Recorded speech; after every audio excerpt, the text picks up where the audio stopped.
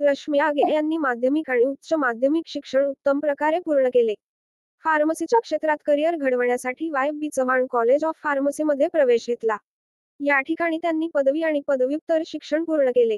शिक्षण घेत असतानाच त्यांनी पदवीधर फार्मसी अभियोग्यता चाचणी आणि national institute of pharmaceutical education and research यांसारख्या देशपातळीवरील कठीण प्रवेश परीक्षा यशस्वीरित्या पार केल्या. पदव्युत्तर शिक्षण घेत असताना त्यांच्या मनात सरकारी नोकरी करण्याची ठाम इच्छा निर्माण झाली. यासाठी त्यांनी विविध परीक्षांसाठी अभ्यास सुरू केला. अथक परिश्रमांमुळे त्या विमा आणि इतर राज्यस्तरीय स्पर्धा परीक्षांमध्ये यशस्वी झाल्या. त्यांना कठोर मेहनतीचे फल 2015 मध्ये मिळाले.